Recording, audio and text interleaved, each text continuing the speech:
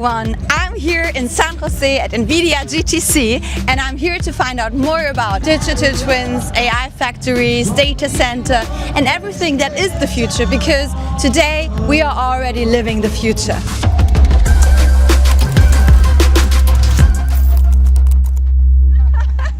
So physical AI is bringing digital AI into machines. And that's basically what allows robots or any type of machines actually to operate together with humans, either in the manufacturing floor or in our homes.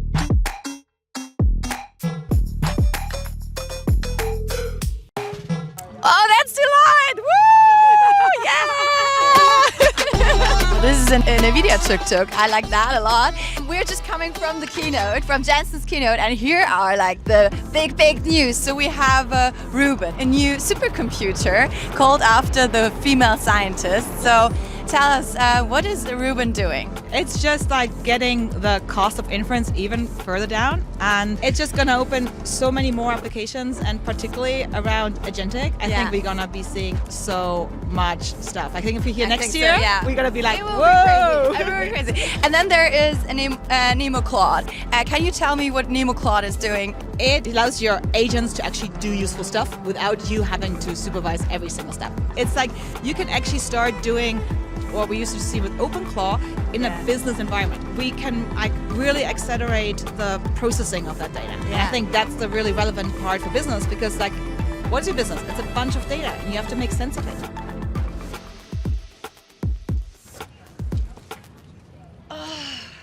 Hey buddy, how's it going?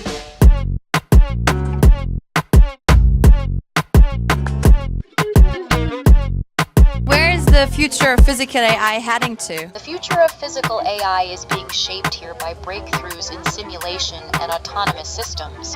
It's a huge focus at GTC, driving advancements from robotics to self-driving vehicles.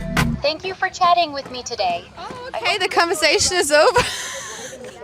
Okay, bye. I think we also need to head to the next thing. Come on.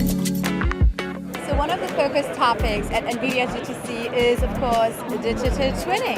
And so I have a great expert here with me. Tell me more about this digital twin use case. What do we see here?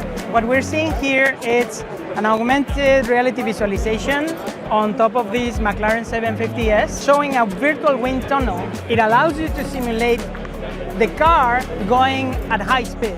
Aero performance engineers, they want, for speed cars like this, they want to reduce drag, but also generate enough downforce so when the car goes really fast, it doesn't take off from the ground. We're at the edge of being able to sit down with a model and getting real-time, high-quality data inference from real physics that we have put into the training models, and then make a decision right there rather than going through a very long process. So you're not wind against the car, but the car smoothest driving through the wind canal.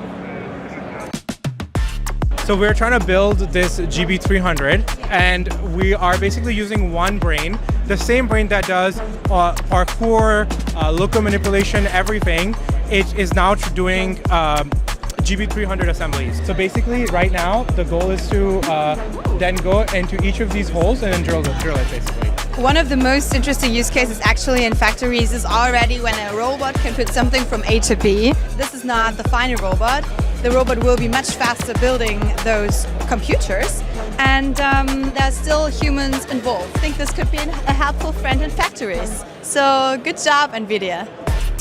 So I just found a very interesting use case of robotics. I'm here with Ono. They are from Switzerland, a Swiss company, and I like to see European tech. What is this solution about? Our surgical robot is mainly for spine surgeries, and here you see a cervical spine. The first version, without this power tool application and the stabilization, is already FDA approved, and it's already deployed in Las Vegas. Yeah, since October we are doing real patient surgeries. So what can the robot do better than a human doctor?